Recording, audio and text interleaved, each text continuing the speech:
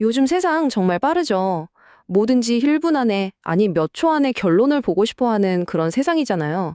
그런데 아주 오래전부터 내려오는 지혜는 평생에 걸친 노력을 이야기합니다. 오늘은 바로 이 두 세계의 충돌에 대해 한번 깊이 파고들어 보려고 합니다. 자, 이런 질문으로 시작해보죠. 우리 혹시 과정은 싹 다 건너뛰고 결과만 빨리 얻고 싶어 하진 않나요? 어쩌면 우리 모두 즉각적인 만족감에 조금씩 서서히 중독되고 있는 건 아닐까요? 이걸 요즘 말로 숏폼 문화라고 부르죠.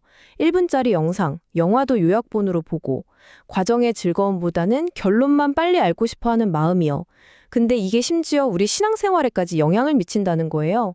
고된 과정 없이 바로 어떤 영적인 충만함을 느끼고 싶어 하는 그런 압박 말이죠. 네, 바로 이 지점에서 거대한 충돌이 생깁니다. 한쪽에는 즉각적인 결과, 과정은 생략을 외치는 숏폼 사고방식이 있고요. 다른 한쪽에는 지름길은 없어. 그 여정 자체가 중요해 라고 말하는 깊은 영성이 있는 거죠. 이 둘이 정면으로 부딪히는 겁니다. 근데 이게 참 재밌는 게요. 이런 질문이 요즘에만 있는 게 아니더라고요. 성경을 보니까 아주 오래전에 누가복음에서 어떤 사람이 예수님께 딱 이렇게 묻습니다. 그래서 결론이 뭐예요? 구원받을 사람 많습니까? 적습니까? 정말 우리랑 똑같지 않나요? 빨리 정답을 알고 싶은 거죠. 자, 그런데 예수님은요, 몇 명이다 이렇게 숫자로 시원하게 대답해 주시지 않습니다. 대신에 질문의 판을 완전히 뒤집어 버리시죠. 이건 뭐랄까, 우리의 태도 자체를 근본적으로 바꾸라는 요청이었습니다. 바로 이 말씀입니다. 좁은 문으로 들어가기를 힘쓰라. 보세요. 몇 명이나 구원받나요? 라는 질문은 남의 얘기잖아요. 관중의 질문이죠. 그런데 예수님은 네가 바로 당신이 들어가도록 힘쓰라고 말씀하심으로써 우리를 관중석에서 경기장 안으로 끌어내리시는 겁니다. 초점이 완전히 나에게로 돌아온 거죠. 여기서 힘쓰라는 말이 그냥 열심히 해라 정도가 아니에요. 원어인 헬라어를 보면 아고니조 마이라는 단어인데 이게 정말 강렬합니다. 영어 단어 에거니, 그러니까 고뇌나 격통의 어원이거든요. 이건 마치 목숨 걸고 싸우는 검투사 혹은 올림픽 선수가 마지막 일출을 위해 모든 걸 쏟아붓는 그런 사투를 의미하는 거예요. 올림픽을 생각해보면 이게 확 와닿습니다. 우리는 금메달을 목에 거는 그 영광의 1분만 보잖아요. 하지만 그 1분을 위해서 선수는 지난 4년간 정말 피와 땀을 흘리죠. 그 고통스러운 아고니조마이의 시간은 보이지 않는 거예요. 영광은 아주 짧고 그 뒤에 숨은 분투는 어마어마하게 깁니다. 그래서 이 질문이 우리에게 던져지는 겁니다. 당신은 지금 어디에 있습니까? 편안하게 관중석에 앉아서 누가 잘하나 못하나 평가하고 있나요? 아니면 직접 경기장으로 내려와서 땀 흘리며 모든 것을 걸고 싸우는 선수인가요? 신앙은 관람이 아니라는 거죠. 자, 좋습니다. 우리가 선수가 되기로 결심했다고 칩시다. 그런데 열심히 뛰기만 하면 다일까요? 예수님은 여기서 한 걸음 더 깊이 들어가십니다. 이제 관계에 대한 이야기를 꺼내시는 거죠.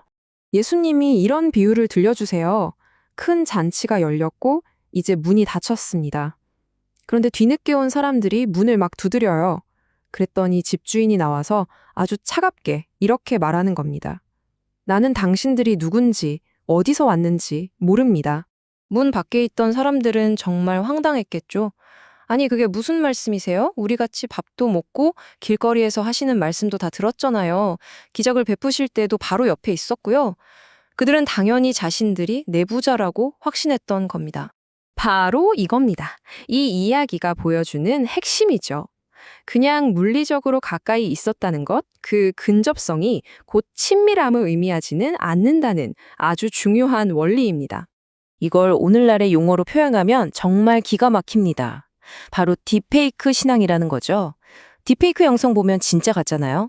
이것처럼 겉으로는 신앙인의 말투, 행동, 문화를 완벽하게 따라해요. 하지만 그 속을 들여다보면 진짜 관계, 그 알맹이가 텅 비어있는 상태인 겁니다.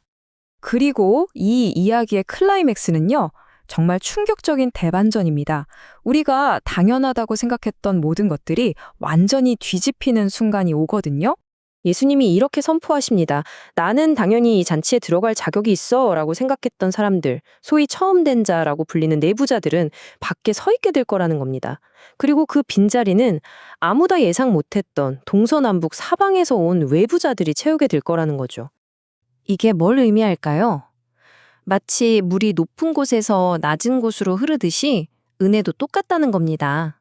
내가 가진 특권이나 다격, 내가 이만큼 했는데 하는 마음이 오히려 나를 교만하게 만들어 은혜로부터 멀어지게 할 수 있다는 거죠. 중요한 건 오히려 내가 얼마나 부족한지를 아는 겸손한 마음입니다. 자, 그럼 이 좁은 문이라는 게 대체 뭘까요? 이렇게 힘들고 어렵고 우리를 떨어뜨리려고 만든 어떤 냉혹한 시험 같은 걸까요? 아니요, 사실 그 의미는 정반대에 가깝습니다. 왜 문이 좁을까요? 그건 우리가 들고 있는 온갖 무거운 짐들, 예를 들면 나의 교만, 위선, 자기 의와 같은 것들을 전부 들고는 통과할 수 없기 때문입니다. 그 짐을 문 앞에 내려놓고 가벼운 몸으로 들어오라는 거죠.